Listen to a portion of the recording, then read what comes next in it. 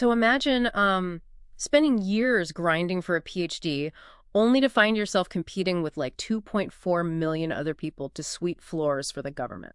Yeah, it sounds completely absurd, but that is the reality right now for nearly 40% of Indian graduates under the age of 25. Right. And welcome to the deep dive. Our mission today is to figure out why exactly a booming Indian GDP is just completely colliding with this massive youth unemployment crisis. Because we are looking at a really profound structural misalignment here. I mean, millions of young people are entering the labor market with degrees, but the economic growth engine has, well, almost entirely decoupled from employment generation. Which is wild. The scale of this stalled transition from school to work is just hard to visualize. Oh, absolutely. I mean, less than 7% of male graduates find a permanent salary job within a year. Wow, 7%. Yeah, just 7%. It really feels like the Indian labor market is a massive, crowded waiting room.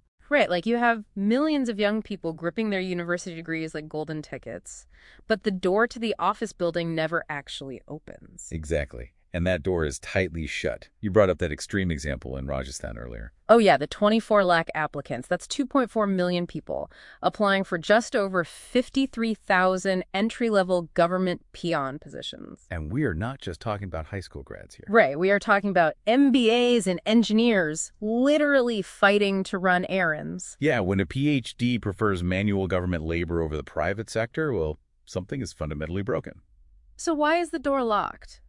Because historically, India's employment elasticity was around 0.57, right? Correct, but today it has plummeted to below 0.2. Wait, what is the actual mechanism driving that massive drop? I mean, how do we get so much economic growth without the jobs? So the growth we're seeing is driven heavily by capital-intensive sectors. Think high-end tech, finance, automated manufacturing. Okay, so sectors that make a lot of money but don't need a massive workforce. Precisely. They generate massive revenue and boost the GDP, but they simply don't require millions of workers. The economy is growing at the top without pulling the masses along with it. But wait, the government is pouring billions into infrastructure to create jobs, right? Like, the reports talk about this temple economy. Right. Massive projects like the Ayodhya redevelopment at 85,000 crore, or the Statue of Unity at almost 3,000 crore. Yeah, and proponents argue the spending is vital because it drives regional growth and religious tourism. But there's a flip side to that. There is. Critics point to the massive opportunity cost. They argue those funds should go directly into human capital. Right, because for context, that Ayodhya budget over the next decade could theoretically fund like 75 new IIT or AIMS university campuses, which is huge. It is huge. But I'm sure you're thinking, isn't a tourism job still a job? Like, if these monuments create massive hubs, why does it matter if someone is working in a hotel versus a factory? Well, it comes down to productivity and scaling. I mean, tourism and hospitality jobs are typically low-wage, informal, and fairly insecure. So they don't really push the economy to the next level. Right. To escape the middle-income trap, a developing economy really needs to transition its workforce into high-productivity, labor-intensive manufacturing. Got it. You simply can't achieve technological catch-up relying on gig work and gift shops. Exactly. And even if those high-tech manufacturing jobs existed, our sources highlight a secondary crisis. The degrees themselves are often hollow. Yeah, that 63% skills gap in the market, that stood out to me. It's staggering. And a major driver of this is how private universities operate. They optimize for these cash-for-publication metrics. Oh, right, where universities reward faculty strictly for the volume of research papers published. Yeah, they often pay bonuses just to hit publishing quotas, which diverts all their focus away from teaching. So they are basically mass-producing degrees just to collect tuition, but the actual education is neglected entirely. Exactly. So graduates are entering the market without usable skills. And the timing of this is, frankly, terrifying. Because of generative AI, right.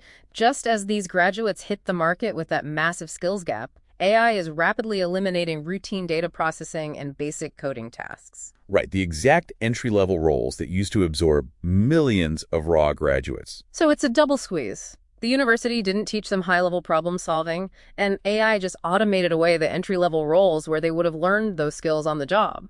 Which puts immense pressure on India's demographic window. I mean, with a median age of 28.4, the demographic dividend peaks between 2030 and 2045. Which is coming up fast. Very fast. country has to rapidly shift from a demographic dividend based just on the sheer volume of working-age people to a productivity dividend. Right, based on the high value each worker creates. The clock is absolutely ticking to do this before the population inevitably ages. It really is. Which leaves a provocative question for you to ponder long after you finish listening to this deep dive. Yeah, what happens next? Exactly. If AI continues to wipe out entry-level routine labor across the globe, will the traditional blueprint for developing nations, relying on export-led manufacturing and cheap labor even exist for the next rising superpower? Or will millions be left permanently sitting in that waiting room? Right, holding a golden ticket to a door that simply vanished.